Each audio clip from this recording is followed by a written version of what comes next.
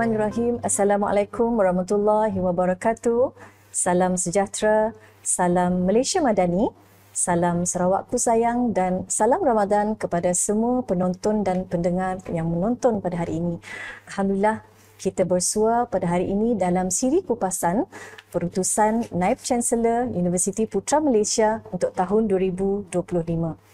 Dan istimewanya hari ini kita bersiar daripada Bumi Kenyalang, tak lain dan tak bukan daripada UPM Kampus Bintulu Sarawak. Dan ini adalah merupakan siri ketujuh bersama saya Siti Rajana Abdul Aziz dari Pusat Strategi dan Perhubungan Korporat UPM KB. Tajuk yang akan kita bawakan pada hari ini adalah UPM KB melangkah ke hadapan. Baik, baru-baru ini kita telah mendengar perutusan yang disampaikan oleh Yang Berbahagia Naib Chancellor yang amat kita sayangi, Yang Berbahagia Datuk Profesor Dr. Ahmad Farhan Muhammad Sadrullah, yang telah pun diadakan di UPM KB. Dan ini sebenarnya adalah merupakan sesi kedua selepas sesi pertama yang telah diadakan di UPM Serdang. Dan pada tahun ini, tema yang dibawakan adalah menjulang kesehoran memaknai True North UPM. Alhamdulillah, bersama-sama saya pada hari ini kita bawakan 3 orang tokoh yang hebat yang akan bersama-sama mengupas topik yang akan kita bawakan. Dan saya mulakan dengan yang paling hampir dengan saya. Di sebelah kiri saya pada hari ini, saya perkenalkan beliau adalah yang berusaha Profesor Madya Dr. Norasmah Muhammad Saupi, merupakan Dekan Fakulti Sains Pertanian dan Perhutanan. Apa khabar Doktor? Alhamdulillah. Selamat berpuasa. Puasa juga. Cantik berbaju merah, corak puak kumbu. Yeah. Kita senada. Yeah. Kami pakai baju apa? Orang Ulu. Dan saya rasa puak kumbu adalah corak kaum Iban, yes. kan? Okey, alright.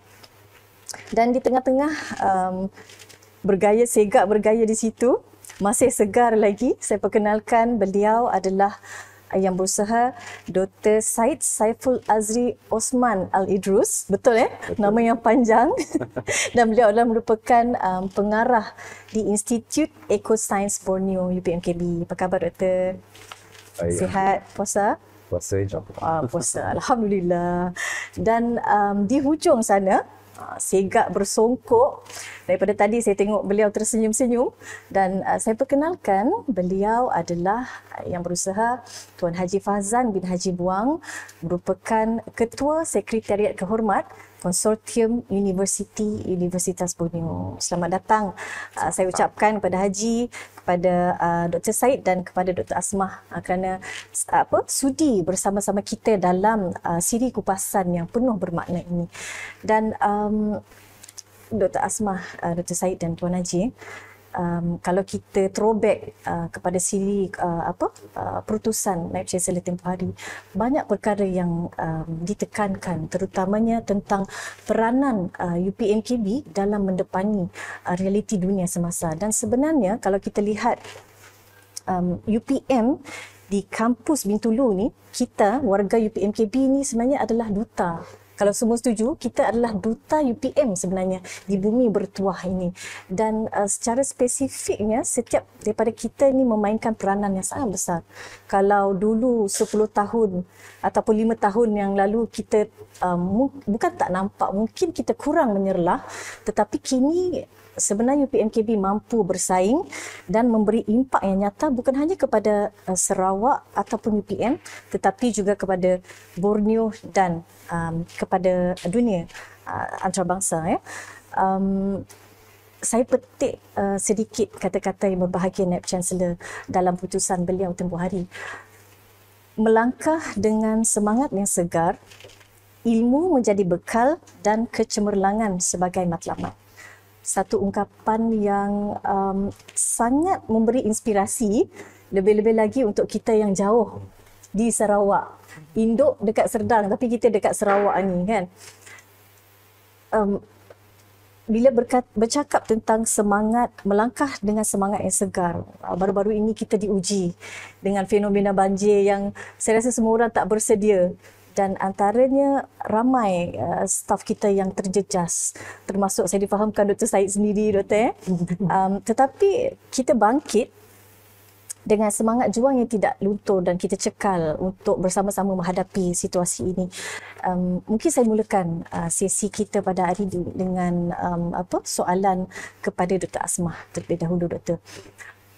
Terkait dengan perutusan Naib Chancellor tempoh hari, apa peranan yang dimainkan oleh fakulti, dan mungkin Doktor boleh sentuh juga sedikit sebanyak tentang penerimaan ataupun langkah dan pelaksanaan yang telah diambil oleh fakulti dalam memaknai True North TPM ini. Silakan, Doktor. Terima kasih Puan Siti di atas persoalan tersebut. Alhamdulillah kita di Bintulu ni memang memang segera sebenarnya dengan yang berada dekat Serdang dan Selangor.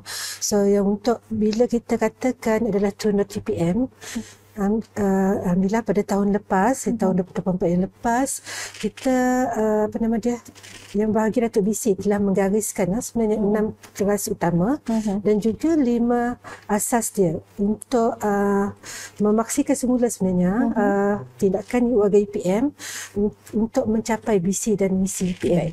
So kalau untuk di fakulti kita mungkin saya boleh fokus terus kepada kepada teras yang keempat, iaitu adalah pengalaman pembelajaran dan juga kehidupan terbaik akademik.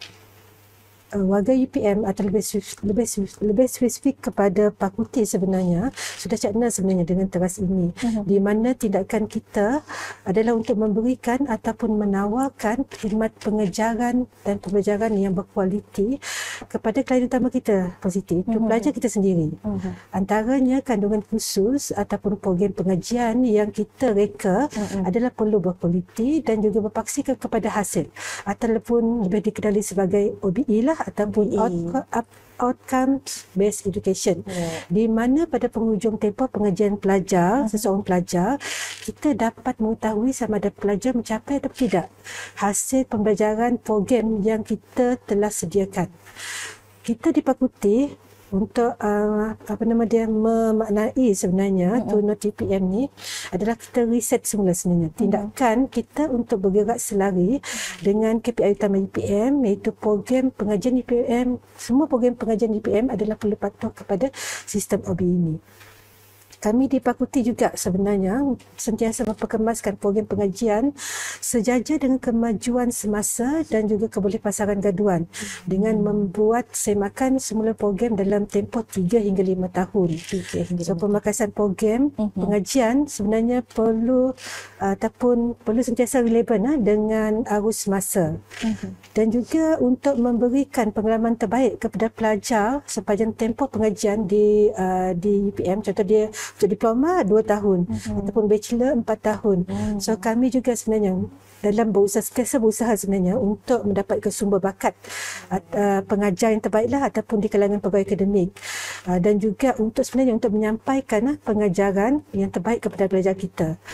Dan juga seiring dengan untuk menyediakan sebenarnya prasarana yang terbaik kepada pelajar kita, kami di fakulti segera sebenarnya dengan bahagian pengurusan akademik dan juga penyelidikan untuk untuk menyediakan fasiliti untuk sama ada bidik kuliah, dewan kuliah ataupun juga pengajaran yang yang selesa. Alhamdulillah Puan Siti, pada tahun ini 2025 ni kita telah mendapat sebenarnya dana yang agak besar untuk menyelenggara dan juga untuk membaik pulihlah sebenarnya kemudahan terutama untuk bilik kuliah dan juga maklumat pengajaran di kedua-dua fakulti di kampus Bintulu ni.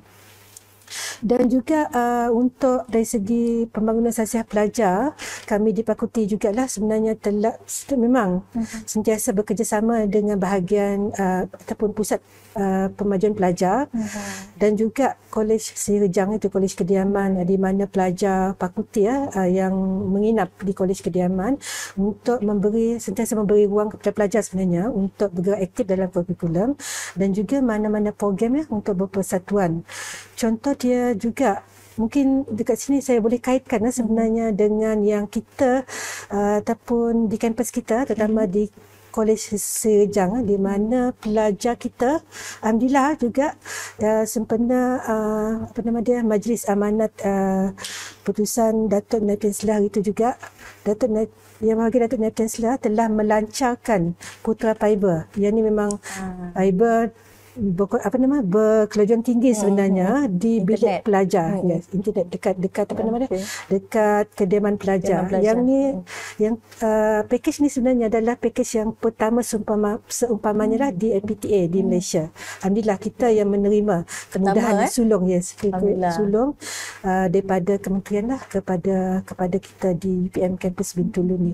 Yang ni saya rasa pelajar perlu menggunakan dengan sebaik mungkin lah, dan juga tak perlu yang kita tak ada isu lagi ataupun selalu komplain, tak ada alasan dah. Yes, tak ada alasan. So insya-Allah dengan peningkatan sebenarnya kelajuan internet ni, kita akan melancarkan untuk proses PDP di antara pensyarah dan juga pelajar di kampus Bintulu ni. Okey, baik. Saya kira satu penjelasan yang jelas, yang padat, dan sebenarnya kalau kita dengar tadi, kita boleh nampak sebenarnya bagaimana fakulti telah pun melaksanakan dan betul-betul committed dalam memaknai True North UPM. Dan saya tertarik bila Doktor sebut tentang OBE, tentang peranan fakulti untuk memastikan tenaga pengajar yang berkualiti. Selain daripada tu, pelaksanaan ataupun internet pantas, dah tak ada alasan dah untuk kata tak boleh nak buat assignment. Internet dah laju, jangan salah guna. Dan saya rasa ini adalah merupakan komitmen yang jelas daripada pihak fakulti. Terima kasih Doktor. Baik, saya pergi kepada Dr. Syed.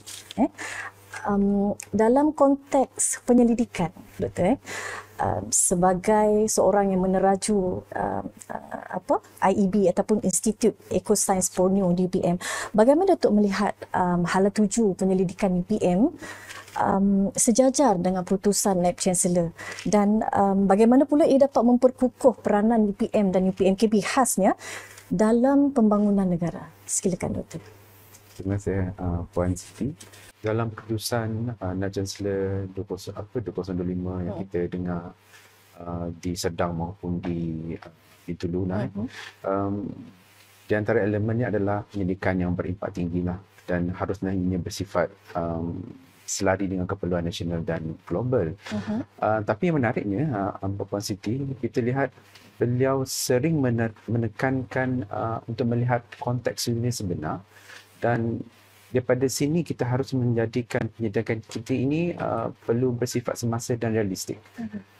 Kita tahu dinamika perubahan iklim dunia hari ini dengan isu perubahan iklim yang kian meruncing, dengan agenda global, planetary health-nya, dengan transisi dan daripada pasca normal kepada cabaran baru.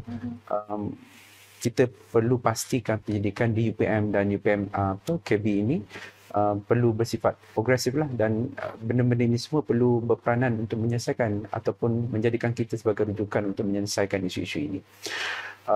Saya kira dengan slogan menjulang kesuhuran memaknai True North UPM ni, saya kira Datuk telah mengimbas macam mana gerak kerja kita pada tahun 2024, dan pada tahun 2024 kita memang beliau sendiri memberi fokus kepada untuk menjajar hala tuju UPM, dan beliau terjemahkan kepada bentuk model kerangka asas True North.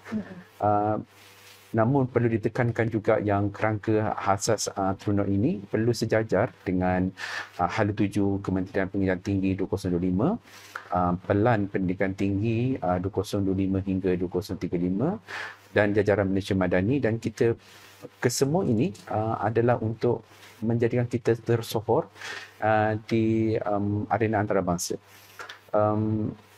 Saya kira dengan jajaran hala tuju ini, saya kira positif memang telah dilaksanakan di setiap peringkat, sama ada peringkat entiti yang teras maupun sokongan.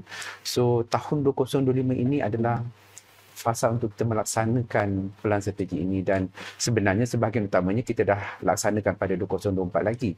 So fokus 2025 ini adalah untuk memaknai True North, agenda True North ini, dan kita tak naklah agenda True North ini menjadi kerangka yang ke atas kertas secantik tunjuk dekat layar tak ada makna.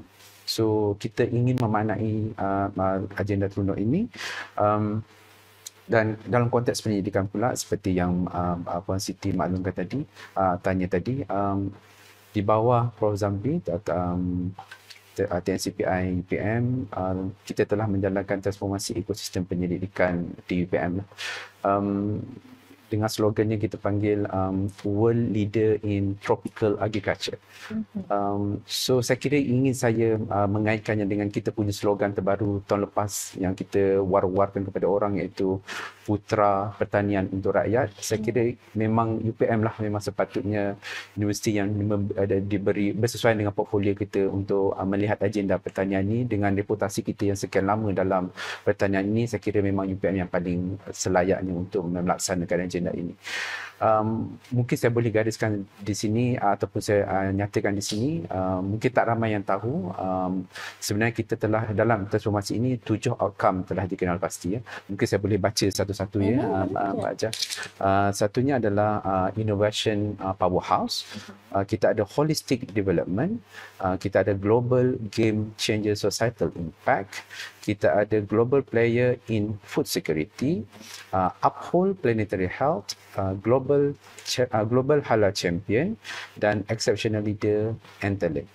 So kita nampak 7 ini merangkumi aspek yang sangat luas, namun untuk menjadikan kita sebagai world leader in tropical agriculture ni. So daripada 7 outcome ini sebenarnya kita telah keluarkan ataupun telah keluarkan satu inisiatif, rangka inisiatif dipanggil University Driven Research Program ataupun singkatannya UDRP.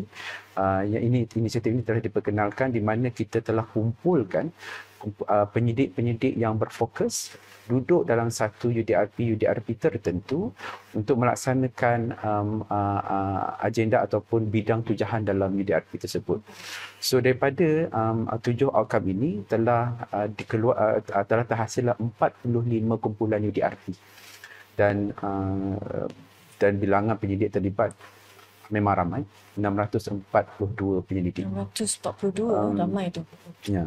Setiap UDRP ini memang meneraju pada bidang-bidang utamalah seperti smart farming, vaksin dan terapeutik, nanomaterials dan nanoteknologi, climate change mitigation, adaptation, cyber security, biodiversity and conservation, One Health, youth well-being, micro SME entrepreneurship, halal supply chain, halal policy, banyak. Kita ada 47 tadi kan. So untuk kita di UPM Kampus Bintulu ini, ingin saya highlight jugalah, kita melalui Institut Ecosains Borneo IEB, kita telah diberi mandat ataupun dilantik untuk menerjui satu UDRP yang dipanggil UDRP Climate Change and Mitigation and Adaptation. So melaluinya kita memfokuskan kita punya penyelidikan kepada adaptasi dan mitigasi perubahan iklim, yang mana meliputi aspek daripada pengurusan ekosistem sehinggalah teknologi iklim dan ekoteknologi. So benda ini kedua bahagian utama ini merangkumi daripada aspek polisi dan advokasinya, sehinggalah carbon capture dan storage, sehinggalah teknologi dipaduahui. So kita tengok daripada upstream sampai ke downstream. Tapi haruslah dalam lingkungan adaptasi dan mitigasi perubahan iklim. So saya kira seperti tadi kita ada beberapa pelan yang kita lihat untuk di align. Di Sarawak kita ada PCDS. So ini juga bersesuaian dengan agenda negeri Sarawak lah, yang ingin memberi penubuhan terhadap agenda perubahan iklim seperti dan kita di industri di Bintulu ni pun memang terkait dengan penghasilan hidrogen, tenaga, hidro dan solar dan sebagainya. So saya kira dengan UDRP ini kita nampak kita boleh berperanan menjalankan pendidikan berimpak tinggi, juga memberi perkhidmatan yang baik kepada industri dan negeri Sarawak. Baik, saya pergi kepada Tuan Haji Fazan. Berbalik kepada tema putusan Naib Chancellor tempoh hari, Tuan Haji, menjulang kesohoran memaknai True North UPM. Bagaimana Tuan Haji melihat sebenarnya penerimaan warga kampus mengenai True North ni? Adakah sebenarnya betul-betul sampai ataupun masih samar-samar di peringkat kita di UPMKB? Silakan. Okey, terima kasih Puan Siti atas soalan tadi. Berbalik kepada persoalan iaitu sejajar dengan keputusan Datuk Naib Chancellor 2025 yang beraspirasikan menjulang kesohoran memaknai True North UPM, saya akan nyatakan pandangan saya secara amnya ya. Semasa Datuk Naib Chancellor memperkenalkan ideologi ataupun aspirasi True North UPM tahun lepas, saya boleh katakan kebanyakan warga UPM masih sama-sama keliru, termasuk saya jugalah ya. Dan kita tidak faham sebenarnya apa sebenarnya peranan kita, apa sebenarnya objektif True North UPM itu sendiri. Dan apabila kita memahami berhalusi dengan menghadiri pelbagai bengkel, mesyuarat dan perbincangan, sebenarnya ideologi itu sebenarnya sudah kita laksanakan selama ini, sudah kita buat sebenarnya. Cuma aspirasi Datuk Naib Chancellor itu dia ingin kita lebih maju ke hadapan. Dia ingin kita untuk lebih, cemerlang sebenarnya dan mempertingkatkan serta memperbaiki kualiti kerja warga UPM. Dan saya boleh katakan bahawa Datuk Naib Chancellor memberi satu nasihat ataupun satu saranan supaya kita ini, warga UPM ini memainkan peranan yang penting dalam menyokong kecemerlangan UPM itu sendiri. Dan boleh saya katakan bahawa warga kampus UPMKB sebenarnya semakin memahami konsep True North UPM itu sendiri, dan saya bersetuju dengan yang berbahagia Dekan tadi, Dr. Asmah mengatakan bahawa sebenarnya warga kita ini sudah faham, memahami. Cuma the next step is adakah kita akan melakukan itu dengan sepenuh hati, ya? Dan kalau kita lihat terdapat peningkatan dalam kesedaran tentang hala tuju universiti yang kita capai, dan saya boleh katakan penerimaan dan penghayatan itu sebenarnya ditunjukkan secara positif ya oleh warga kita terhadap visi yang dibawa oleh Datuk Naib Chancellor. Dan kalau kita dapat katakan bahawa beberapa inisiatif telah dimulakan bagi memastikan matlamat True North UPM dapat diterapkan dalam budaya kerja dan pembelajaran. Seterusnya saya dapat katakan bahawa namun ada beberapa cabaran atau dalam pelaksanaan True North ini. Kalau kita lihat mungkin sebilangan warga kampus kurang memahami. Ialah mungkin mereka tidak mengambil berat ataupun mungkin mereka belum memahami kepentingan ideologi True North UPM itu sendiri. Dan kalau kita perlu lakukan adalah kita kena meyakinkan setiap warga kampus, staf dan juga pelajar bahawa nilai-nilai True North UPM ini perlu kita laksanakan dalam aspek akademik dan juga pentadbiran. Dan bagi pendapat saya dalam kita menambah baik ya pemahaman, penghayatan dan juga amalan True North UPM ini, seharusnya kita boleh anjurkan beberapa sesi libat urus ataupun bengkel serta perkongsian yang lebih meluas bagi memastikan mesej ini sampai ke semua peringkat warga kampus. Dan sebab ingin saya menekankan bahawa pengukuhan budaya kerja berteraskan True North UPM melalui pelaksanaan program dan aktiviti kampus perlu sejajar dengan visi UPM itu sendiri. Jadi apa yang saya dapat simpulkan ya secara ringkas, kita sebagai warga UPM harus memahami serta menyokong usaha UPM itu sendiri dalam memperkasakan serta memacu Pelan Transformasi Pendidikan Tinggi Malaysia 2025 hingga 2035, dan seperti mana amanat yang berbahagia Datuk Naib Chancellor, ke semua warga UPM perlulah bergerak sebagai pasukan yang kuat, yang dinamik dan penuh strategik dalam memacukan strategi utama UPM 2025. Dan saya ingin katakan secara keseluruhannya sebenarnya True North UPM itu telah mula difahami dan juga telah diamalkan sepenuhnya oleh warga UPM. Itu saja pada saya, Puan. Terima kasih Tuan Haji atas penjelasan itu tadi, dan jelas sekali sebenarnya UPM, True North UPM ini semakin mendapat tempat di hati warga UPM KP. Betul. Walaupun masih ada ruang lagi untuk kita membuat penambahbaikan. Dan saya setuju tadi dengan usaha berterusan, terutama sekali dari segi komunikasi dan pembudayaan nilai, akan memastikan semua warga UPM KB dapat memaknai dan menghayati True North UPM ini. Baik, terima kasih kepada Tuan Haji, dan kita rehat sebentar dan kita akan kembali bersama selepas ini. Terima kasih. Tuan-tuan dan puan yang saya hormati sekalian, ini adalah sesi kedua untuk saya kongsi bersama dengan warga universiti hala tuju dan strategi yang kita ingin lakukan untuk tahun 2025. Dan pada tahun ini kita memilih satu tema yang tertera di skrin sebagai menjulang kesohoran memaknai True North UPM. Tahun lepas, tuan-tuan dan puan, kita memperkenalkan strategi, kerangka strategi yang kita kenali sebagai kerangka True North. Sebenarnya kerangka strategi itu adalah untuk kita memahami hala tuju universiti dan Baiklah, saya pergi semula kepada Dr. Asma. Baik Doktor, sebagaimana yang kita maklum, UPM telah pun melancarkan blueprint keterjaminan makanan sebagai usaha untuk memperkukuh peranan universiti dalam mendepani cabaran keterjaminan makanan.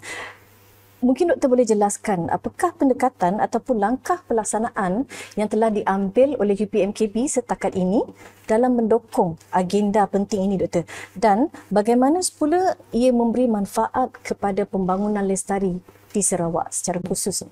Silakan Doktor. Terima kasih Puan Siti. Ya, untuk makluman hadirin semula, blueprint keterjaminan makanan ataupun spesifik kepada keterjaminan makanan tersebut adalah merupakan DNA UPM, dan juga memang juga DNA untuk fakulti kami lah, iaitu Fakulti Sains Pertanian dan Perhutanan. So mungkin saya boleh kembangkan sedikit ataupun bagi sedikit info lah berkaitan dengan pertanian ni. Pertanian ni sebenarnya ada 3 komponen utama, iaitu pengeluaran tanaman, yang kedua adalah pengeluaran ternakan, dan yang ketiga adalah pengeluaran hidupan akuatik ataupun perikanan lah. So yang ketiga-tiga ni adalah memang sebenarnya merangkumi apa yang dalam skop di fakulti kami lah, Fakulti Sains Pertanian dan Perhutanan.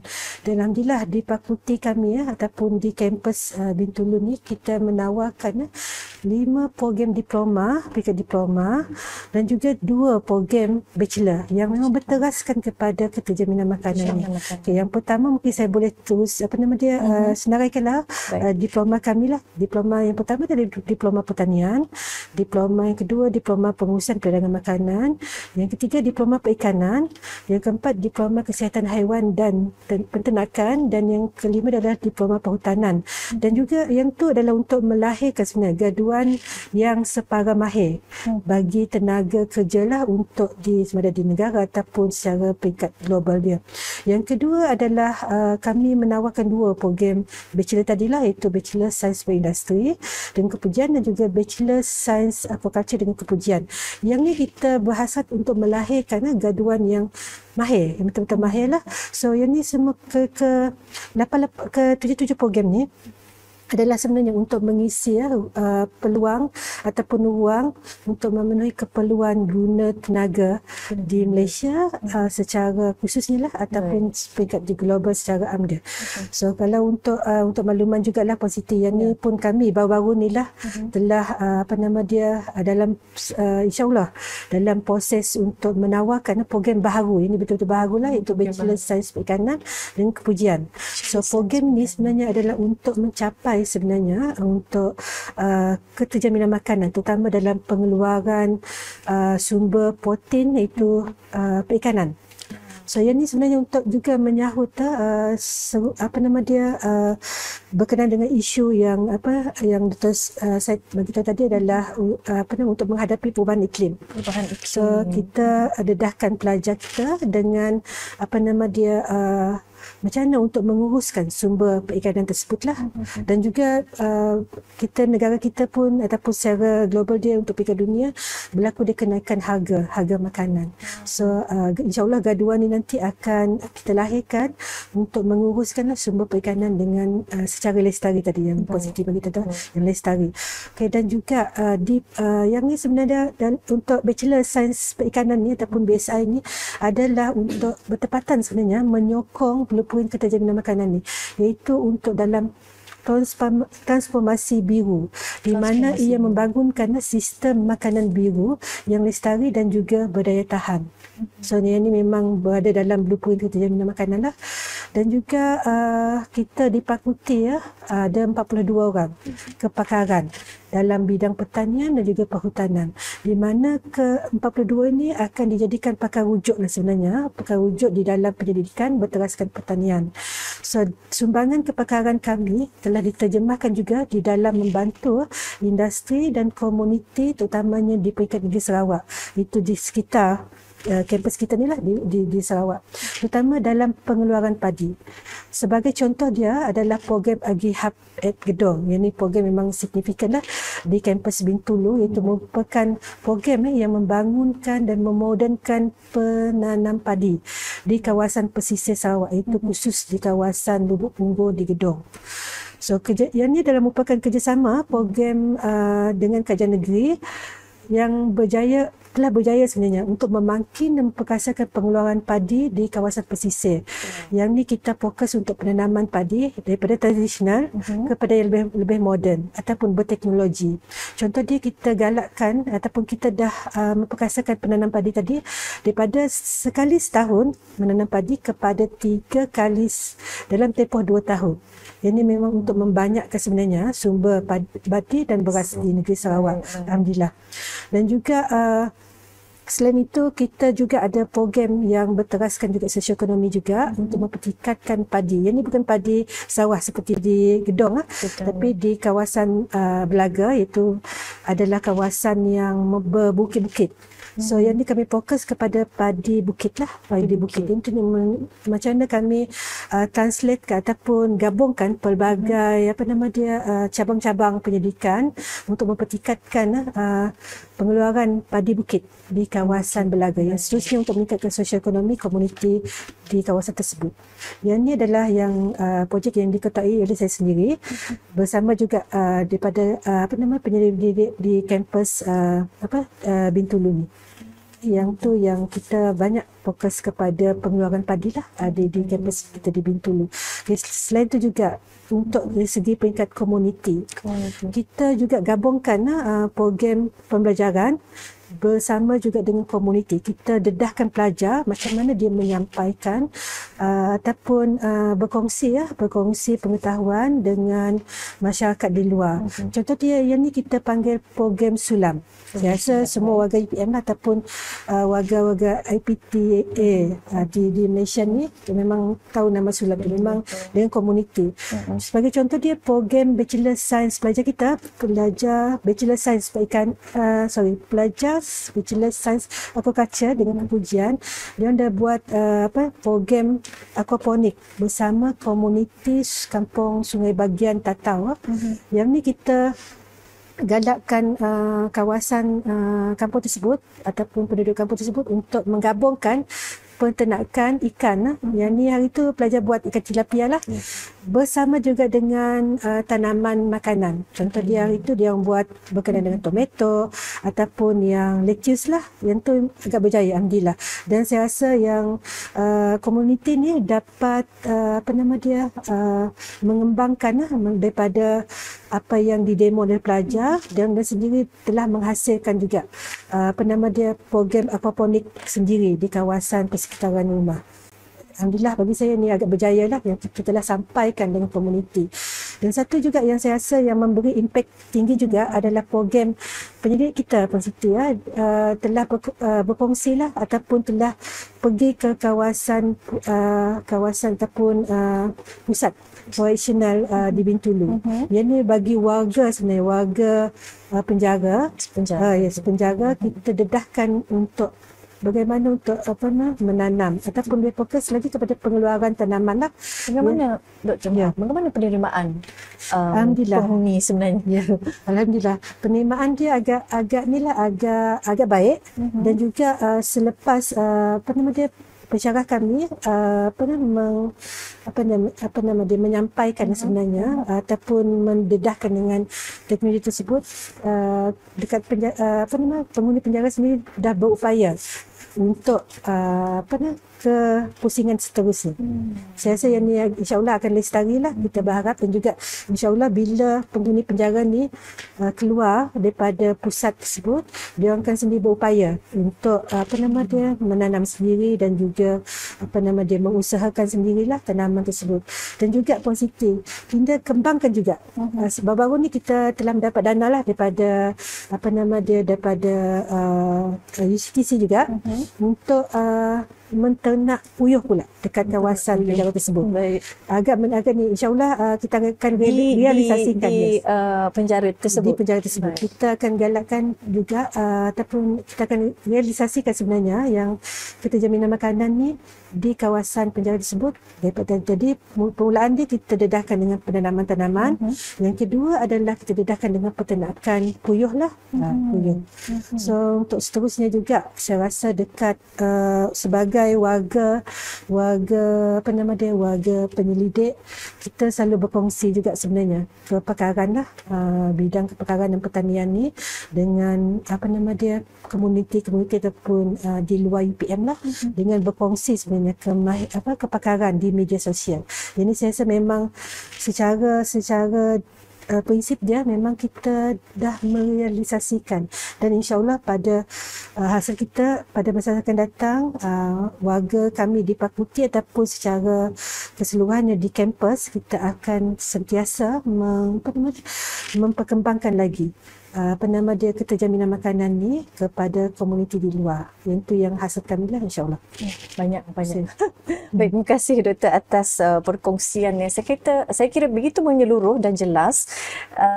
Dan sebenarnya apa yang disampaikan oleh Dr. Asma sebentar tadi benar-benar menunjukkan bahawa Fakulti Sains Pertanian dan Perhutanan PMKB betul-betul menghidupkan sebenarnya aspirasi keterjaminan makanan, dan bukan sekadar di atas kertas, tetapi juga di lapangan dengan tindakan yang konkret.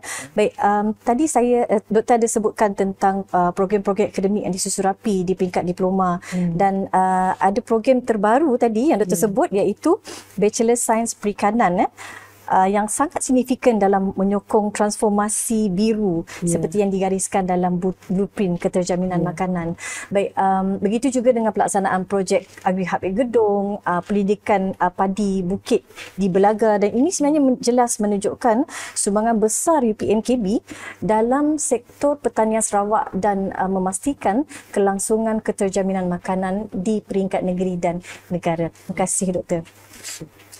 Baik, saya pergi seterusnya kepada Dr. Syed.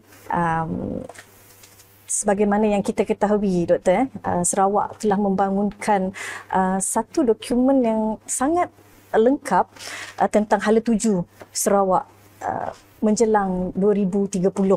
Dan yang kita panggil ataupun kita namakan sebagai Post-COVID Development Strategy ataupun PCDS 2030 sebagai kerangka pembangunan holistik pasca pandemik. Dan di dalam PCDS 2030 itu terdapat 6 sektor dan 7 pemangkin yang diberi penekanan. Dan kalau kita tengok dalam dokumen tersebut terdapat 3 elemen, iaitu pertanian, perhutanan dan tenaga boleh diperbaharui, dan sebenarnya bidang ini adalah turut menjadi kekuatan ataupun fokus utama kita di PMKB. Baik, Bagaimana pendapat doktor, kepakaran di UPM, khususnya di UPM KB ini boleh menyumbang kepada agenda pembangunan Sarawak seperti yang digariskan dalam PCDS 2030? Silakan doktor. Terima kasih Puan Siti.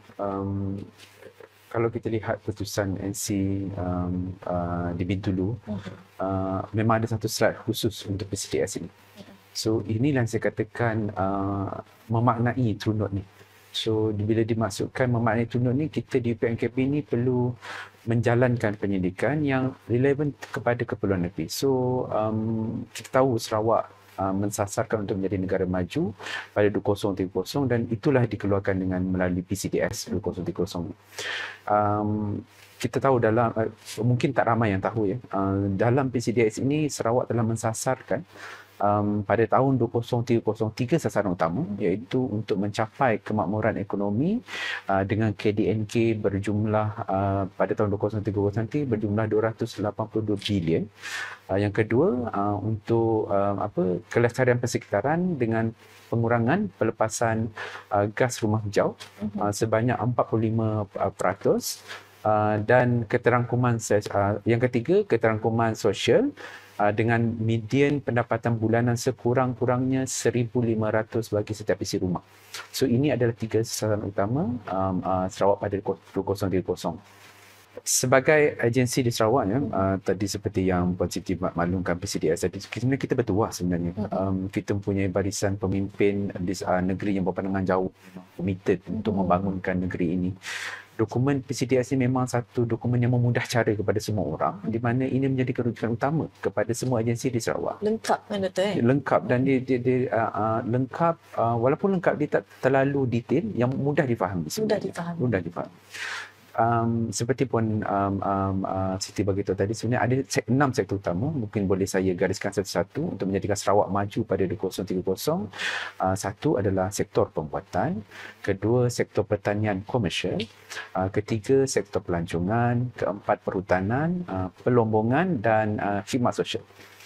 Okey, daripada 6 sektor ini sebenarnya kita boleh bantu terutamanya lah 2 sektor utama lah, iaitu sektor pertanian komersial. So di mana di bawah sektor pertanian komersial sebenarnya Sarawak mensasarkan 70% daripada keperluan negeri Sarawak, beras negeri Sarawak dapat ditampung melalui penanaman padi komersial di Sarawak.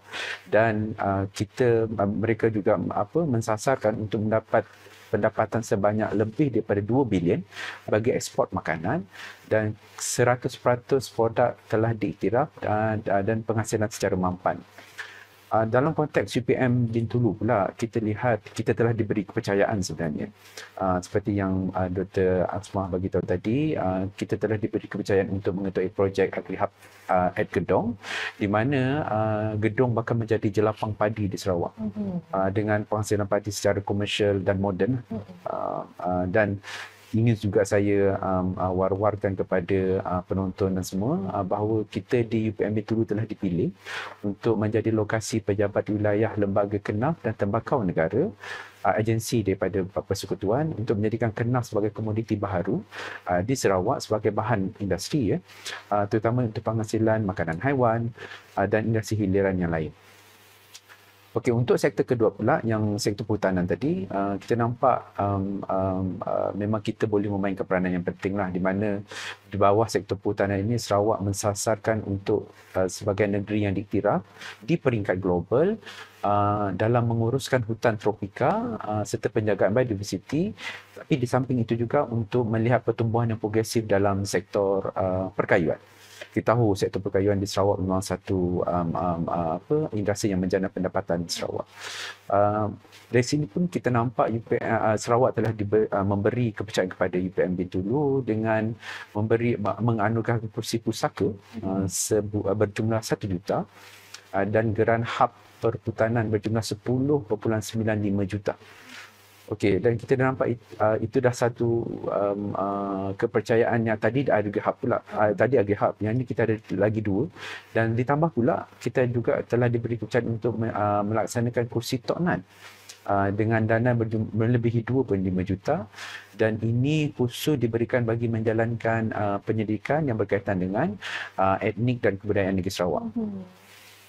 Okey, balik dengan UDRP yang saya cerita tadi pada sesi yang pertama tadi, di mana portfolio UDRP mitigasi dan adaptasi perubahan iklim yang telah diberikan kepada kita melalui Institut Ekuasaan Borneo. Kita ni maksudnya UPM Bintulu lah. Kita di UPM Bintulu membantu Sarawak dalam membangunkan industri tenaga yang diperbaharui seperti hidrogen, CCUS dan teknologi hijau yang lain. Malah ingin saya war-warkan juga sekali lagi kepada penonton dan semua yang melihat siri ini, bahawa melalui Fakulti Kemanusiaan, Pengurusan dan Sains, kita telah menawarkan Master Tenaga Diperbaharui pada tahun lepas, dan dengan cara ini kita percaya kita boleh menghasilkan bakat tempatan Sarawak untuk memacu industri tersebut di Sarawak. Saya kira jika dilihat barisan kepakaran kita di sini lah ya, di UPM Bintulu, kekuatan dalam bidang perhutanan, pertanian dan tenaga boleh diperbaharui ini sememangnya relevan dan DNA kita. Dan ini adalah satu keperluan yang sangat relevan kepada keperluan negeri Sarawak, dan secara langsung kita dapat menyumbang secara aktif dalam pembangunan negeri Sarawak 2030, dan of course memang sangat relevan dengan PCDS 2030. Baik, terima kasih Dr. atas penerangan yang saya rasa sangat terperinci dan menyeluruh, dan jelas sekali sebenarnya UPMKB benar-benar berada di landasan yang tepat dalam memaknai agenda True North. Okay? Khususnya dalam kita menyokonglah agenda negeri Sarawak melalui PCDS 2030 ini. Saya tertarik sebenarnya tadi Doktor ada sebut tentang 3 sasaran utama kita UPMKB menjelang 2030. Yang pertama adalah kemakmuran ekonomi, kelestarian persekitaran dan keterangkuman sosial, Doktor.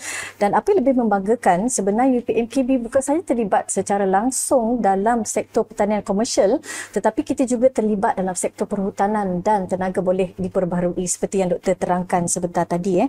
Dan kalau kita lihat projek AgriHub Gedong dan peranan strategik kita dalam sebagai pejabat tadi Doktor sebutkan pejabat wilayah KENAF di UPMKB ini sendiri, serta inisiatif besar dalam penyelidikan tenaga hijau, Doktor. Dan ini semua sebenarnya membuktikan kepercayaan negeri Sarawak terhadap pakar di UPMKB untuk kita sama-sama bergerak dan memenuhi permintaan bukan hanya dalam negara, tetapi juga turut memenuhi permintaan industri masa hadapan di Sarawak. Baik, terima kasih sekali lagi Dr. Said. Kita pergi terus kepada Tuan Haji Fazan. Haji, dalam kita melihat sekarang ni UPM giat memperkukuhkan kedudukan di pentas antarabangsa dengan aspirasi untuk menjadi universiti bertaraf dunia yang unggul melalui agenda global prominence.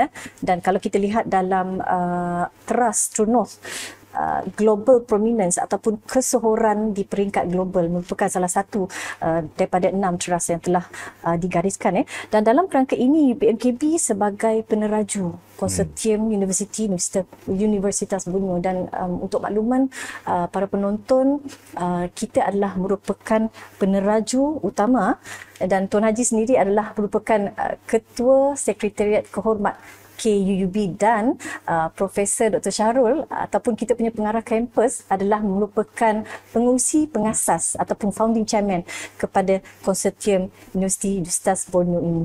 Baik, pada pandangan Tuan Haji, sejauh manakah KUB ini mampu memacu kepada agenda global prominence UPM, dan khususnya dalam memperkukuh peranan UPM Sarawak sebagai hub kecemerlangan pendidikan di rantau Borneo? Okey, terima kasih Puan Siti.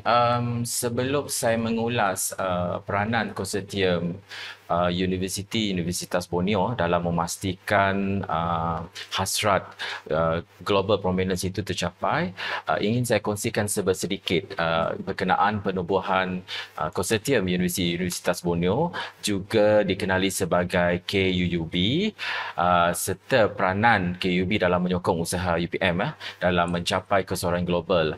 KUUB ini ditubuhkan secara rasmi pada tahun 2023. Sebenarnya idea asalnya pada tahun 2018. dan mengambil masa sedikit sebab kita kena bentangkan idea, kertas kerja di peringkat kementerian, pelbagai agensi, di peringkat pengurusan universiti, dan dalam masa sama juga kita mengambil inisiatif untuk membuat perbincangan dengan semua ahli-ahli universiti tentang bagaimana kita hasrat kita menubuhkan KUB ini dapat memberi faedah ataupun kepentingan kepada semua universiti ya.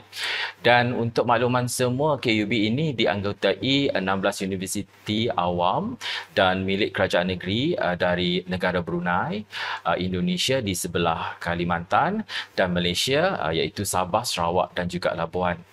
Dan inisiatif ini juga telah disokong oleh pihak Kementerian Pendidikan, Inovasi dan Pembangunan Bakat Sarawak serta Kementerian Pengajian Tinggi Malaysia.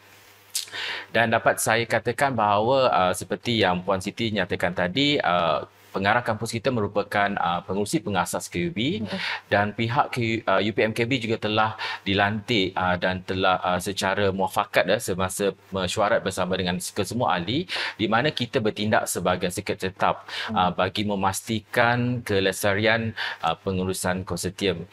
Seperti yang saya katakan tadi, sebenarnya aspirasi True North UPM itu sebenarnya sebahagian itu kita dah lakukan, kita dah laksanakan. Cuma mungkin kita kurang sedar, mungkin kita kurang memahami sebenarnya. So apabila tertubuhnya KUB ini secara langsung menyokong visi Datuk Naib Chancellor tadi berkenaan tentang keseorangan global ya.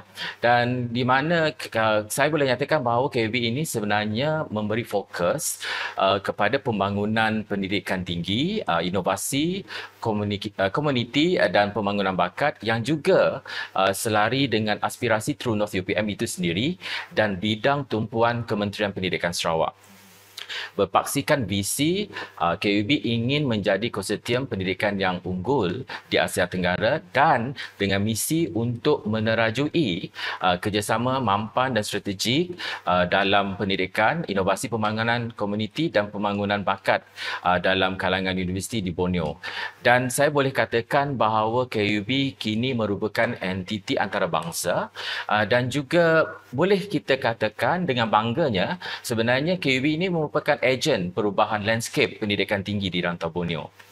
So antara peranan-peranan penting KUB dalam menyokong usaha True North UPM itu sendiri dalam keseorangan global, pertama sekali adalah KUB ini mampu menjadi sebagai platform perkongsian akademik dan penyelidikan di mana KUB ini berperanan sebagai wadah untuk kolaborasi penyelidikan antara universiti di Borneo dan rakan antarabangsa. Dan selain pada itu, dengan adanya perkongsian ini, dia dapat meningkatkan keterlihatan UPM visibility melalui penerbitan bersama penyelidikan berimpak tinggi dan juga inovasi yang mendapat pengiktirafan global. Dan KUB ini juga mampu sebagai satu aset ataupun sebagai satu medium untuk pengukuhan jaringan antarabangsa di mana kita dapat lihat apa yang kita dah capai setakat ini. Kita dah bekerjasama dengan pelbagai universiti di luar negara dan dalam masa sama juga kita telah juga berjaya untuk memeterai MOU dengan beberapa organisasi di luar negara. So di sini kita boleh saya katakan bahawa KUB ini dapat memperluaskan hubungan strategik dengan universiti luar negara melalui pertukaran pelajar, staf akademik ataupun program yang dirancang. So KUB ini juga dapat mewujudkan peluang bagi penyelidik dan pelajar UPM untuk menyertai program antarabangsa yang meningkatkan reputasi universiti. So sekarang ini is about a time for us to work together, to collab together instead to compete. So seharusnya kita sekarang ini perlu bekerjasama. Ya, betul. Dan antara pencapaian KUB setakat ini yang saya boleh katakan agak membanggakan jugalah, KUB telah bekerjasama dengan Consortium of Eastern Indonesia State University SISU pada Mac 2024 di mana SISU ini dianggotai sebanyak 26 universiti dan juga 19 politeknik. Dan pada Ogos 2024, KUB juga telah bekerjasama dengan Philippine Iaga Higher Education Institution Consortium (PHIC) yang mempunyai ahli sebanyak 27 universiti. So mungkin sebelum ini universiti-universiti ini tidak mengenali UPM, ya, tapi dengan kerjasama ini, dengan perjanjian ataupun hubungan dua hal ini, kita boleh katakan diplomatik, entiti. So kita boleh katakan mungkin mereka mengenali UPM sekarang ini, dan secara tidak langsung dia boleh melonjakkan ranking kita, melonjakkan kedudukan kita di mata dunia sebenarnya.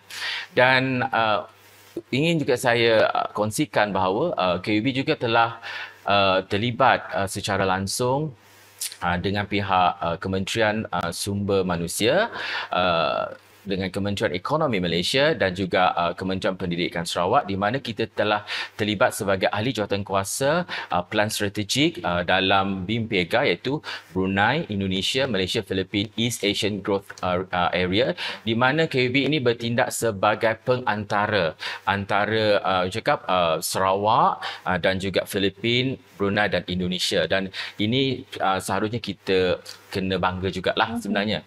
So kalau kita lihat peranan KUB itu dalam global prominence, ya, kita boleh katakan bahawa KUB ini boleh menjadi platform dalam memperkasakan keunikan Borneo dalam pendidikan dan penyelidikan, di mana UPM ini sebenarnya mampu untuk menonjolkan keunikan biodiversity, pertanian dan budaya Borneo dalam kajian akademik.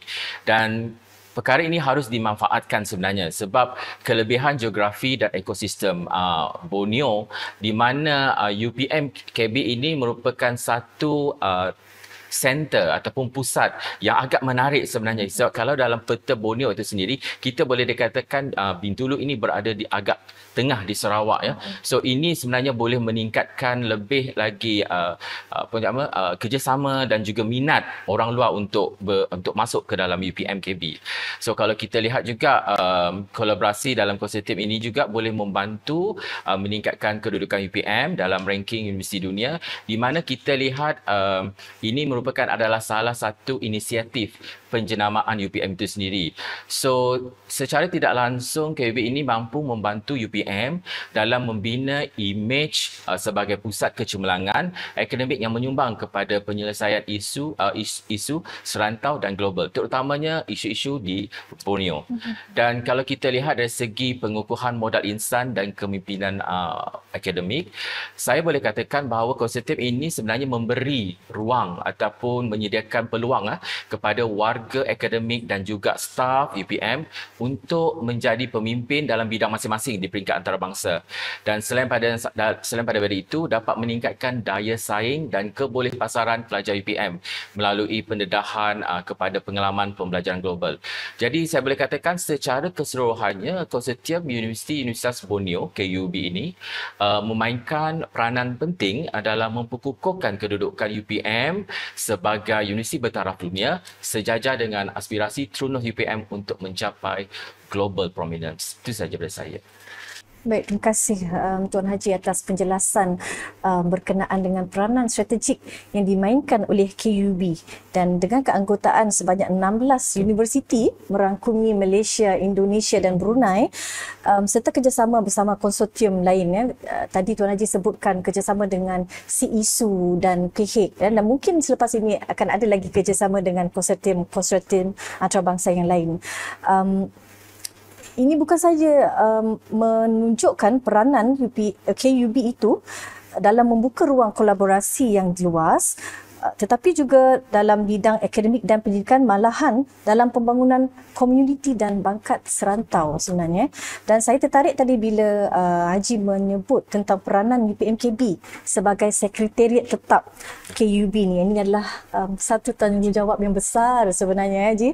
Dan sekarang ni mungkin keanggotaan ataupun kita punya sekretariat kita tak berapa ramai, tapi mungkin selepas ini akan bertambah ahlinya, dan ini menunjukkan sebenarnya kepercayaan untuk kita mengemudi kerjasama serantau ini. Terima kasih Haji atas penjelasan yang diberikan.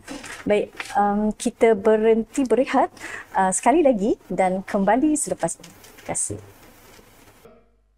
kita akan cuba nyatakan secara sepintas lalu beberapa cabaran dunia sebenar yang saya harap kita semua sebagai warga, terutamanya akademik dan pelajar, untuk kita fahami peranan kita.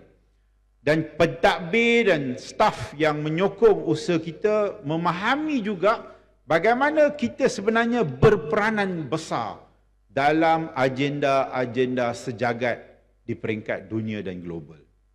Pertamanya, kita membicarakan SDG, Sustainable Development Goal, yang telah beberapa tahun akan ada di sekeliling kita. Kita lihat logonya, kita tahu dia ada 17 sasaran, 17 matlamat dan sebagainya. Tetapi sekarang ini sudah ada perubahan lagi. Di akhir 2030 yang... Baik, terima kasih.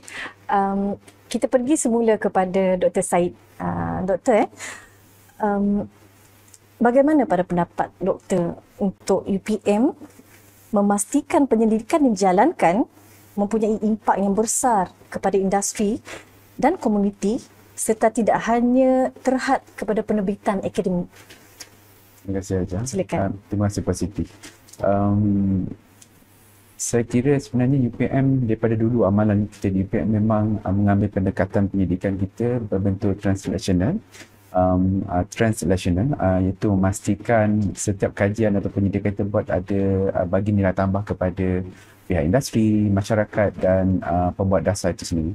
So kalau kita di UPM Bintulu ini, kita menerapkan model quadruple clinic di mana kita melibatkan penyelidik, industri, agensi kerajaan dan komuniti. 4 komponen ini bagi membangunkan penyelesaian yang boleh dikomersialkan dan dimanfaatkan oleh semua masyarakat. Beberapa langkah yang kita ambil untuk meningkatkan impak penyelidikan kita, termasuk yang utamanya adalah pemindahan teknologi kepada industri. Seperti contoh yang kita banyak sebut tadi adalah penanaman padi ataupun tanaman padi secara komersial di gedung, dan mungkin ini juga salah satu yang saya baru sebut ni adalah pembangunan inovasi dalam teknologi hijau dan tenaga lestari, seperti mana kita menanam buluh secara komersial bagi penghasilan tenaga bakar yang boleh diperbaharui di salah satu kilang di Samalaju. Dan kita juga membawa masuk komoditi kenaf dengan kerjasama lembaga kenaf dan tembakau negara, bawa masuk komoditi kenaf ini ke Sarawak lah. Dan kedua adalah kita menjalankan program pembangunan dan kerjasama komuniti. Sebagai contoh, kita melaksanakan projek amalan rendah karbon di sekolah dan komuniti luar bandar.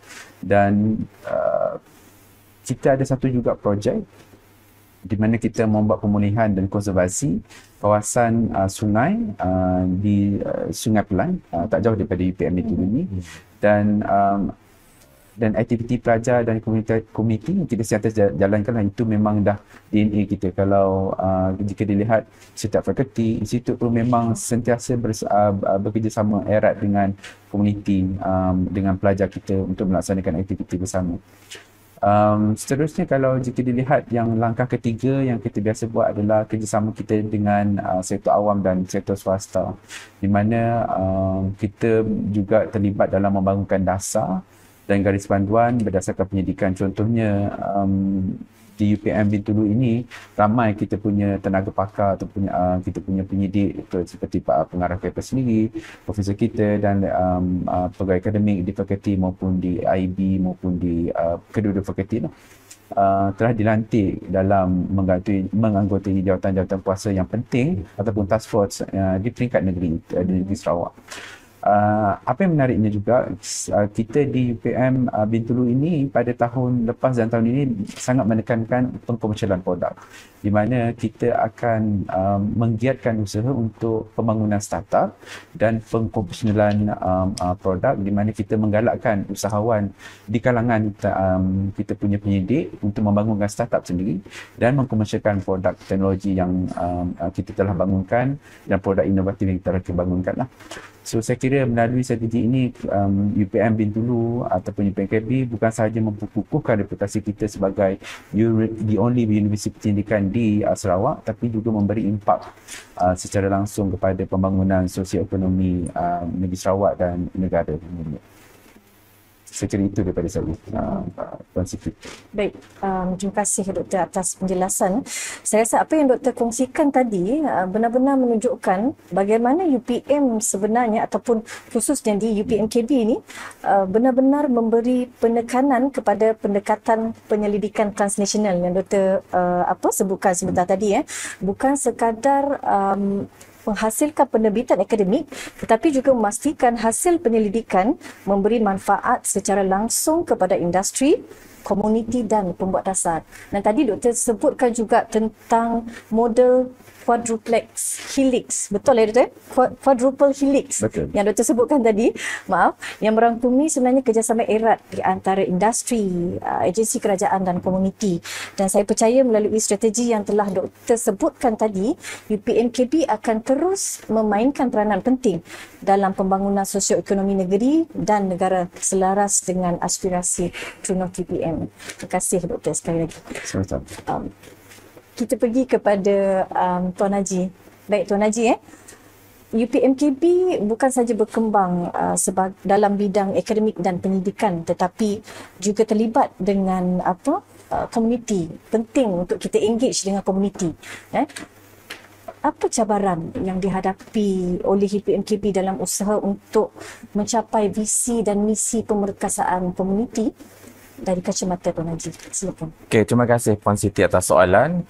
Kalau kita lihat aspirasi True North Datuk Naib Chancellor menekankan pemerkasaan komuniti. Di situ saya lihat secara peribadi bahawa itu adalah satu usaha yang sangat bagus sebenarnya, yang sangat-sangat memberi manfaat kepada dua-dua pihak, iaitu kepada universiti dan juga komuniti. Selari dengan moto UPM, berilmu berbakti. Dan kalau kita lihat untuk memperkatakan atau membincangkan cabaran utama yang dihadapi oleh pihak UPMKB dalam usaha mencapai strategi pemerkasaan komuniti UPM itu sendiri, ada beberapa faktor sebenarnya. Tetapi saya boleh katakan bahawa cabaran-cabaran ini bukan satu masalah. Dia cuma cabaran. Yang cabaran kita boleh tukarkan kepada potensi yang boleh membentuk ruang dan peluang kepada warga UPMKB dan juga komuniti itu sendiri. Saya sendiri sebenarnya terlibat sebagai penilai bersama rakan-rakan yang lain, rakan-rakan UPMKB dalam projek APPGM SDG untuk zon Sarawak 2, iaitu di sebelah Sarawak Utara. Dan daripada pengamatan kami daripada tahun lepas dan tahun ini, kita lihat beberapa komuniti ataupun kampung masih belum faham tentang peranan UPM itu kepada negeri Sarawak. Masih lagi ramai yang tidak mengetahui kewujudan kampus kita sebenarnya. Masih ramai lagi yang tidak mengetahui kepakaran kita sebenarnya. Sayang sebenarnya kalau kita tidak mengambil peluang. Dan saya lihat juga masih terdapat jurang dalam kefahaman komuniti terhadap peranan kita dalam membantu pembangunan sosial dan ekonomi.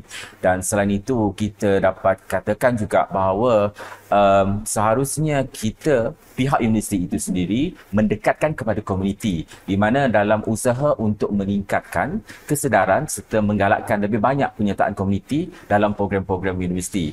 Saya faham bahawa benda ini bukan mudah.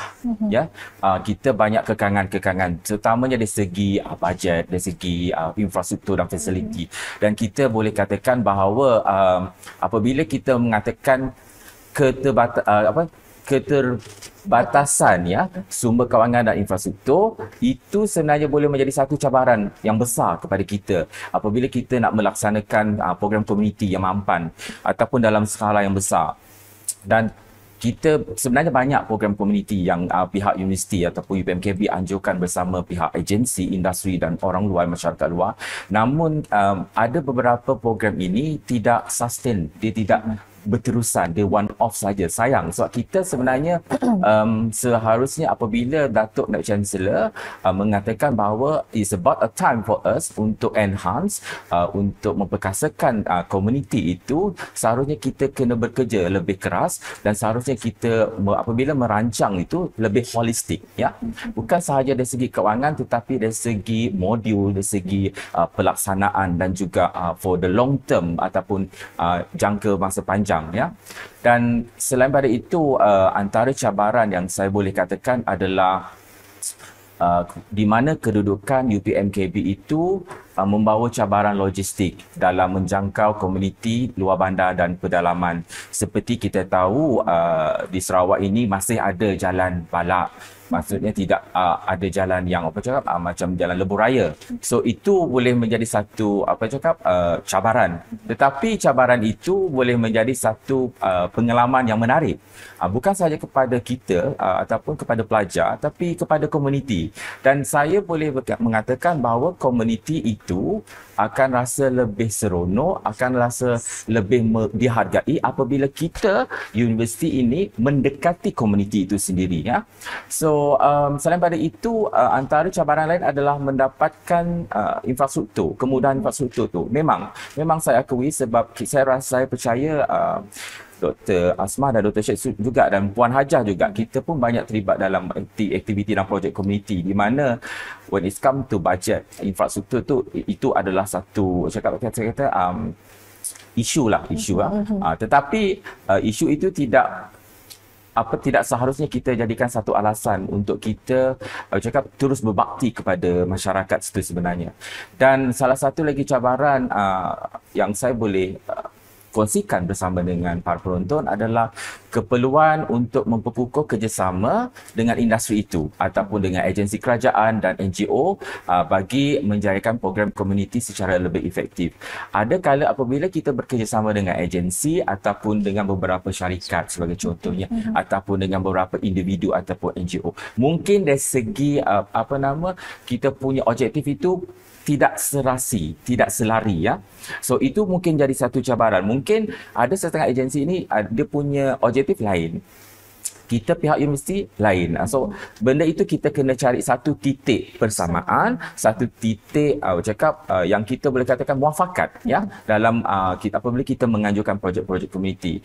Dan selain pada itu juga, perkara ini juga memberi satu impak, satu kesan di mana apabila kita nak menyelaraskan matlamat universiti dengan keperluan komuniti ini, ada beberapa perkara yang kita perlu selaraskan, samakan, selarikan dengan pihak-pihak berkepentingan. So dan selain pada itu, seperti saya bagi tahu tadilah, kelestarian dan impak jangka masa panjang sesebuah projek ataupun program komuniti itu, dan kita kena pastikan bahawa program pemengkasaan komuniti bukan sekadar inisiatif jangka pendek, tetapi mampu memberi kesan yang berterusan, memberi faedah kepada dua-dua pihak, win-win situation.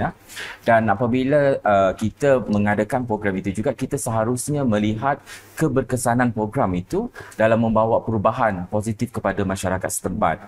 Dan secara amnya saya boleh katakan kita banyak usaha ataupun inisiatif seperti yang Puan Dekan bagi tahu tadi. Kita ada program sulam yang melibatkan beberapa subjek, fakulti dan juga jabatan, dan kita juga ada program-program lain seperti Dr. Syed bagi tahu tadi, di mana kita bekerjasama dengan agensi, dan kita ada satu usaha iaitu program Putra Bakti yang selama ini diterajui oleh Pusat Kurikulum dan Pembangunan Pelajar, dan mereka juga mempunyai beberapa program sebagai contoh misi sukarelawan siswa, yayasan sukarelawan siswa, dan juga jiwa putra, iaitu volunteer, ya, sukarelawan. Saya rasa benda ini adalah satu contoh yang baik. Mungkin pada masa akan datang, mungkin kita boleh kena fikirkan apa lagi projek-projek lain yang mempunyai skala yang lebih besar, yang memberi impak yang lebih lebih berimpak, mungkin bukan sekadar di peringkat komuniti setempat, mungkin peringkat antarabangsa. Dan dengan mengenangi cabaran ini, kita dapat lihat bahawa UPMKB juga turut mendukung aspirasi Terunos yang berbahagia Datuk Naib Chancellor, sekaligus memainkan peranan yang lebih besar dalam membentuk masyarakat yang berpengetahuan, berdaya saing dan lestari. So, selaras dengan visinya untuk menjadi universiti yang berimpak tinggi dalam pembangunan komuniti. Itu sahaja jawapan saya. Baik. Sangat jelas jawapan yang diberikan oleh Tuan Haji kita. Dan saya rasa sebenarnya kita semua dapat melihat walaupun UPMKB giat melaksanakan program komuniti, tetapi sebenarnya terdapat cabaran yang signifikan yang kita tak boleh nak elak dah sebenarnya. Contohnya aspek kesedaran masyarakat, kekangan kewangan dan juga mungkin faktor geografi yang sememangnya menjadi realiti untuk kita di Borneo ni. Tadi saya tertarik juga dengan penekanan yang Tuan Haji berikan tentang pentingnya untuk kita memperkukuh kolaborasi bersama industri dan NGO ataupun agensi berkepentingan bagi memastikan program yang dilaksanakan benar-benar benar-benar bersifat lestari dan memberi impak jangka panjang kepada komuniti. Baik, terima kasih sekali lagi Tuan Haji, dan saya percaya sebenarnya usaha berterusan dan pendekatan yang inklusif UPMKB mampu melangkah lebih jauh dalam merealisasikan misi pemerkasaan komuniti yang dihasratkan. Baik, saya rasa kita dah sampai ke penghujung sesi kita untuk hari ini ya. Dan saya rasa topik yang semua orang dah dengar ataupun berita yang semua orang orang kata apa? Dah dengar lah. Bila. Okey. Kita semua dah maklum bahawa UPMKB dijangka akan mungkin dinamakan ataupun dijenamakan semula kepada UPM Sarawak. Dan ini sebenarnya adalah merupakan sejarah apabila UPM, orang kata penjenamaan ini bakal direalisasikan sedikit masa lagi insya-Allah.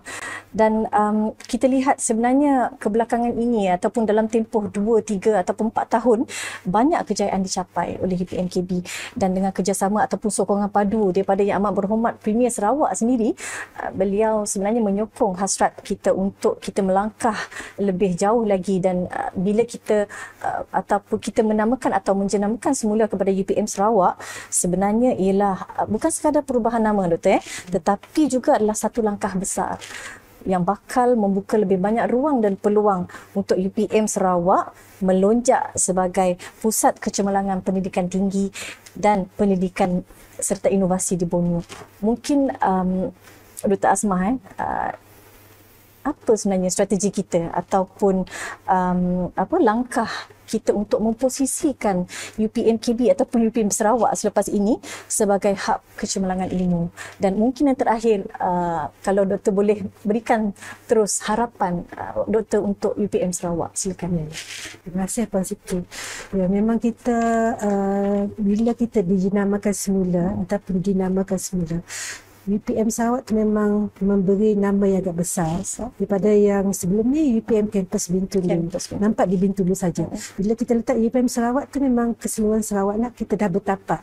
Mungkin untuk makluman hadirin semula, saya rasa kita dibuka semula ataupun setelah hampir 50 tahun di bumi Sarawak. Kita betul? Dibuka semula pada tahun 2001 ataupun lebih kurang 25 tahun yang lepas di Bintulu ni. Saya ni bila kita dijenamakan semula, saya rasa benda memang kita makin berkembang. InsyaAllah kita akan berkembang. So antara harapan, saya rasa mungkin harapan saya, kita insyaAllah kita ada keterlibatan kita dengan Sarawak lah ataupun Kajian Negeri Sarawak khususnya sebenarnya. So, untuk kita sebenarnya mengukuhkan sebenarnya kedudukan kita di bumi Sarawak ni. Macam Dr. Syed kata tadi, kita adalah satu-satunya research university yang berada di Borneo ni. So yang tu bila kita dah bertapak, insyaAllah bila dijenamakan semula sebagai UPM Sarawak, insyaAllah pengukuhan tu akan lebih kuat lagi.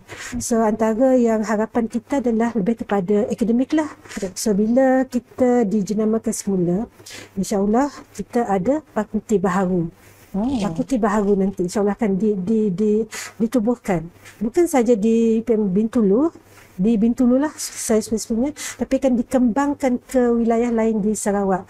Itu yang mungkin untuk makluman semua jugalah, insyaAllah kita akan menubuh bersama Kerajaan Negeri Sarawak akan menubuhkan sekolah perubatan veterina dan juga sains haiwan di kampus Kuching, insyaAllah.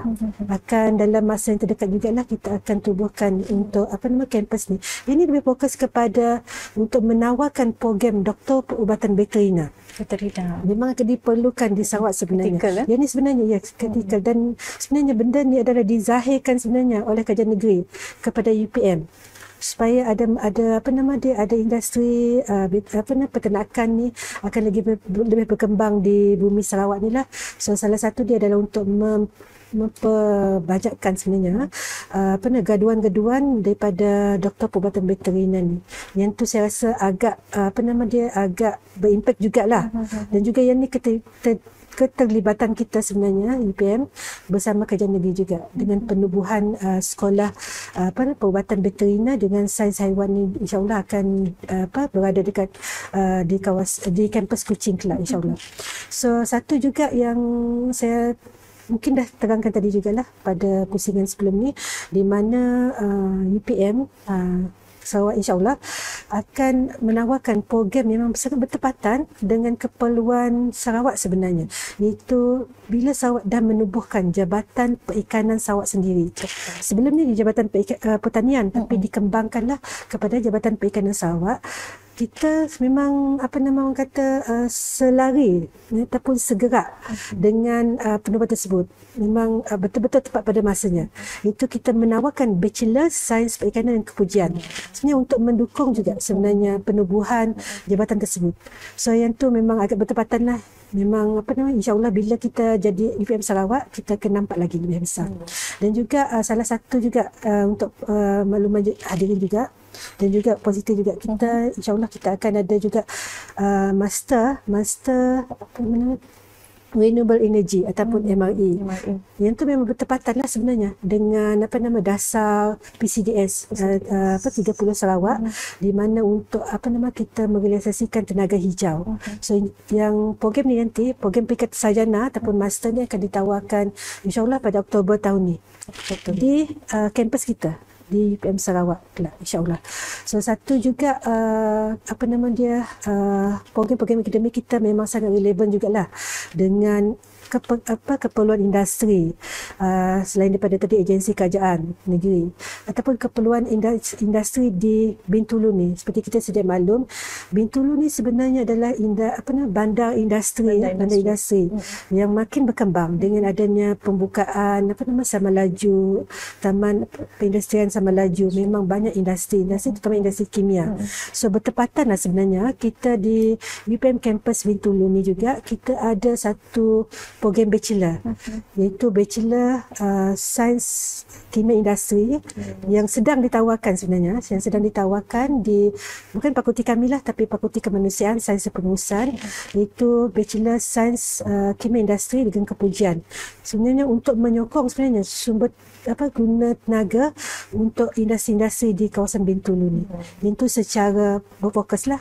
So mungkin dari segi harapan saya rasa banyak sebenarnya kita harapkan dengan ada UPM Sarawak ni juga, kita insyaAllah selain daripada keterlibatan kita di peringkat negeri ni, insyaAllah kita akan berkembang untuk peringkat Malaysia dan sebenarnya peringkat global. Macam yang Tuan Haji Fazan kata tadi kan, kita untuk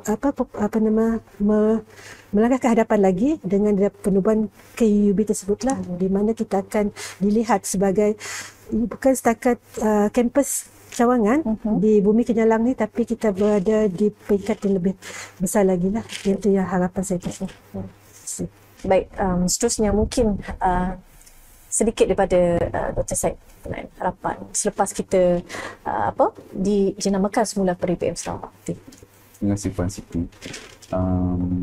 tiga harapan yang saya letakkan selepas kita menjadi telah dijenamakan kepada UPMS nanti. Pertama sekali adalah saya ingin melihat kalau boleh UPMS nanti akan menjadi penghasil kepada tenaga pakar kepada warga tempatan, khususnya anak Sarawak, bagi penghasilan dan keperluan industri maupun akademik lah, profesional kita dan serta tenaga-tenaga pakar dalam penyelidikan. Mungkin satu hari nanti kita boleh lihat anugerah Nobel laureate daripada Sarawak, anak Sarawak, mungkin satu hari nanti kan, insyaAllah, dan UPMS khususnya. Dan selain daripada itu, yang keduanya, saya betul-betul berharap agar selari dengan kita sebagai universiti penyelidikan, kita mempunyai fasiliti penyelidikan yang bertaraf antarabangsa dan cutting edge teknologi dengan teknologi yang up to date sentiasa. Keperluan pendidikan ini bagi memenuhi keperluan industri yang sentiasa berubah. Dan saya kira jika bolehlah UPMS diberi kepercayaan untuk mendapat dana pendidikan khusus di Sarawak ini setiap tahun untuk tiga sektor utama tadi, iaitu pertanian, perhutanan dan tenaga diperbarui. Dan kita menjadi rujukan kepada industri lah, dan of course dengan sesuai dengan kita sebagai yang telah diberi portfolio keterjaminan makanan di peringkat KPT, sehingga melihat UPMS akan menjadi hub kepada keterjaminan makanan khususnya di Sarawak dan ataupun dan yang terakhir sekali, mungkin satu hari nanti kita akan lihat UPMS sebagai satu universiti yang tersohor di peringkat antarabangsa. Saya kira mungkin kita boleh bagi masa dalam 5 tahun ataupun 10 tahun. Mungkin kita dah menjadi salah satu universiti rujukan yang di peringkat global. Kalau sebut pun di Borneo ni, orang akan sebut UPMS. So itulah harapan saya, insyaAllah. Terima kasih. Terima kasih. Betul. Baik, Tuan Haji, sudah tentu selepas ini peranan UPM Sarawak itu akan lebih besar dan pastinya perlu ada usaha untuk kita meningkatkan nama UPM Sarawak ke peringkat yang lebih tinggi. Bagaimana perkara ini boleh dicapai melalui KUB dan apa peranan ataupun apa harapan Tuan Haji sendiri untuk UPM Sarawak pada masa akan datang? Silakan. Terima kasih Puan Siti. Seperti yang kita maklumkan bahawa UPMKB akan dijenamakan semula kepada UPM Sarawak, dan saya lihat ini merupakan satu pelan strategik dan perubahan yang agresif tetapi memberi impak yang sangat positif. Selari dengan hasrat Datuk VC kita, Datuk Naib Chancellor, di mana beliau ingin UPM ini bergerak ke hadapan dan lebih tersohor di peringkat global, ya.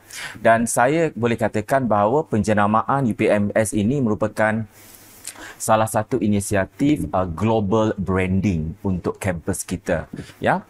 Dan apabila kita lihat seperti mana yang Puan Siti tadi tanyakan kepada saya, apakah peranan KUB dalam meningkatkan nama UPM Sarawak di peringkat antarabangsa, sebenarnya kita boleh katakan bahawa banyak perkara yang perlu kita lakukan, yang perlu kita usahakan.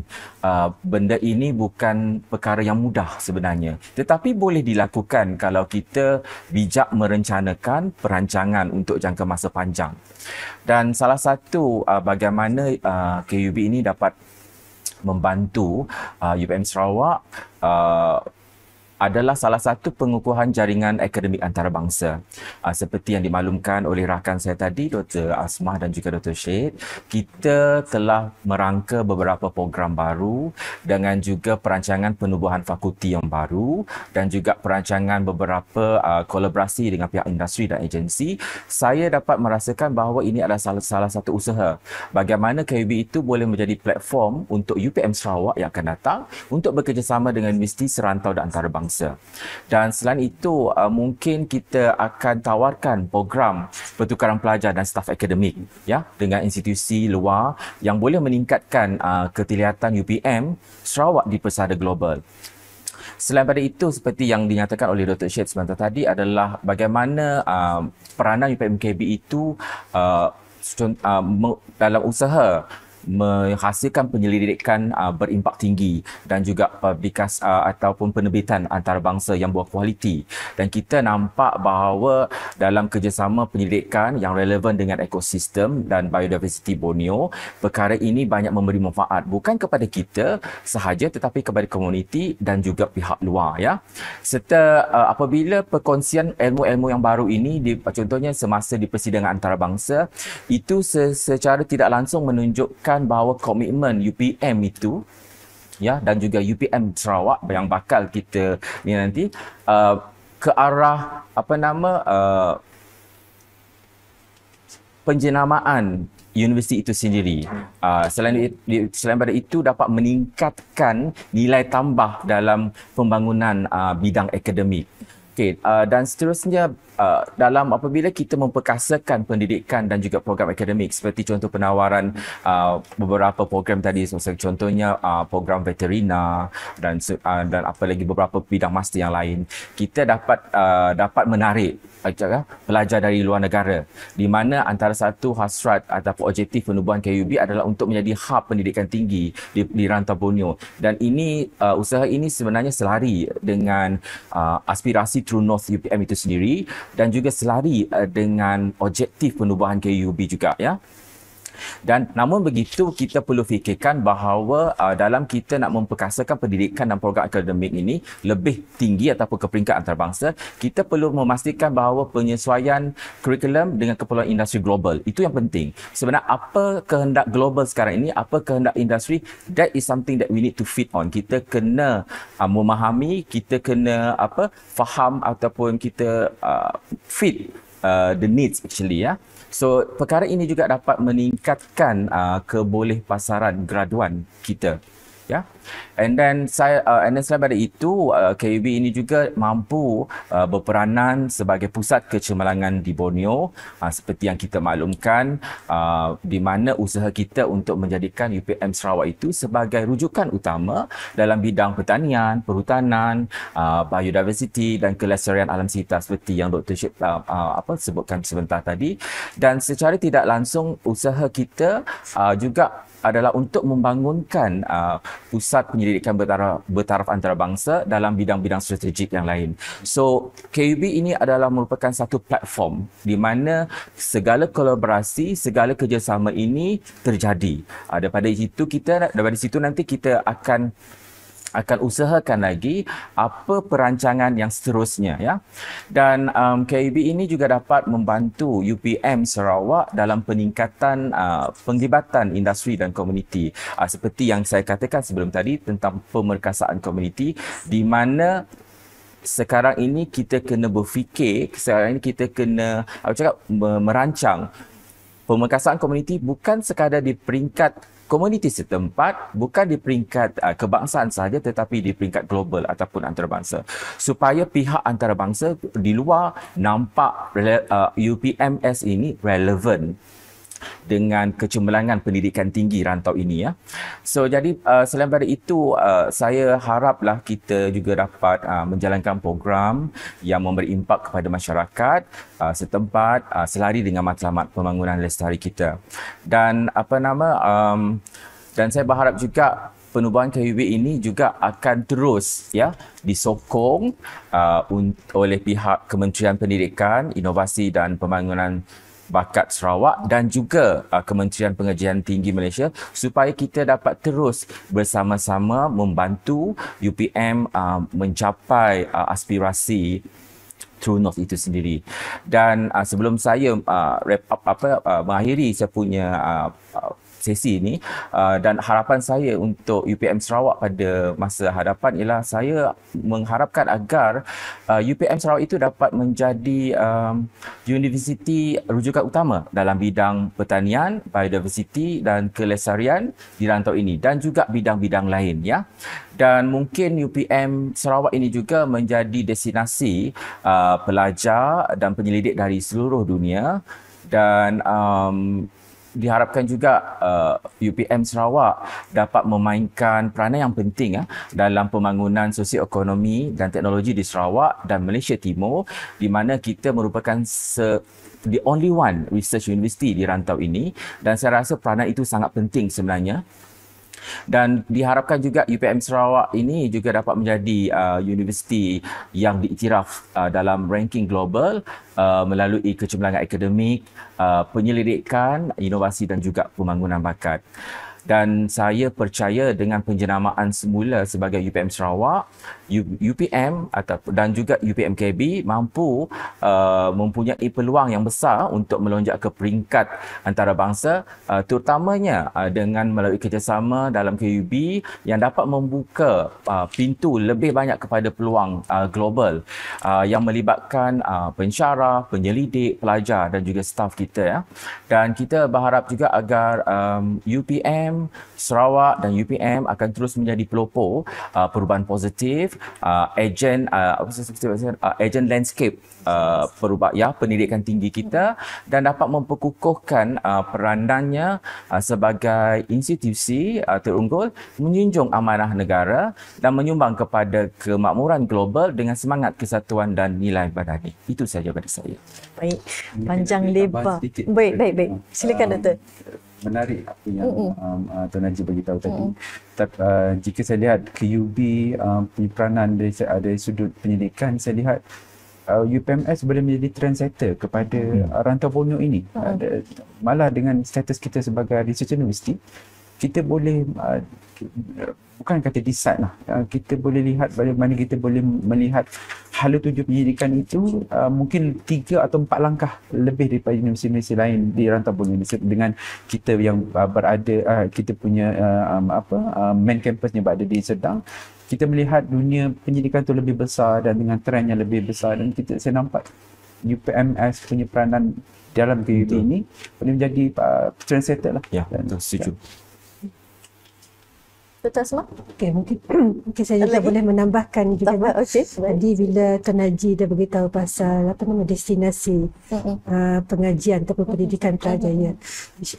Saya pun juga berharap jugalah, sebagai dekan juga berharap agar UPM Sarawak ni menjadi sebenarnya destinasi pendidikan tinggi bagi, terutama di bahagian Sarawak sendiri, di mana kita tak perlu lagi terbang ke mana-mana. Kita berada di bumi Sarawak ni juga. Betul. So yang ni dengan kita pun dapat perkembangan daripada peringkat diploma, peringkat bachelor, peringkat sarjana dan juga PhD. So kita akan menjadi sebenarnya destinasi pendidikan utamalah bagi terutama bagi Sarawak ni.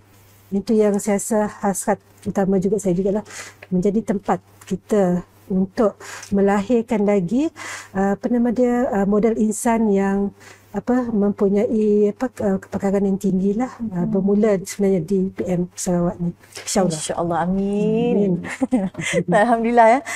Kita telah pun sampai ke penghujung perbincangan kita pada hari ini, dan sebenarnya sesi ni telah membuka mata kita sebenarnya kan Doktor Tuan Haji untuk terhadap cabaran ataupun peluang serta langkah-langkah strategik yang perlu kita ambil untuk kita membawa UPMKB ke hadapan ataupun melangkah ke hadapan dan sebenarnya perjalanan kita masih jauh namun dengan semangat satu hati, komitmen yang tidak berbelah bahagi, kita yakin dan juga berpegang kepada prinsip berilmu berbakti itu sendiri, kita yakin sebenarnya kita mampu untuk membentuk masa hadapan UPMKB yang lebih gemilang insya-Allah. Dan bukan saja untuk menimba ilmu tapi juga kita memanfaatkannya untuk memberi sumbangan yang bermakna kepada masyarakat, kepada Sarawak, kepada Borneo dan juga kepada dunia. Alhamdulillah, terima kasih kepada ketiga-tiga panel saya pada hari ini, dan semoga segala apa yang kita bincangkan pada hari ini akan menjadi titik tolak kepada perubahan yang lebih besar sebenarnya kepada UPMKB. Dan akhir kata, marilah kita sama-sama bergerak sebagai satu pasukan. Mungkin kita tak besar, kita mungkin kecil, tetapi dengan berpegang sebagai satu pasukan dan bermatlamatkan satu tujuan yang sama, insya-Allah kita akan dapat mencapai visi dan misi yang telah digariskan oleh UPM. Terima kasih sekali lagi kerana menonton dan jangan lupa untuk menyaksikan siri kupasan Perutusan Naib Chancellor yang seterusnya. Dan akhir kata, saya Siti Rajana Abdul Aziz mengucapkan selamat menjejaya kepada anda semua. Assalamualaikum dan jumpa lagi. Bye.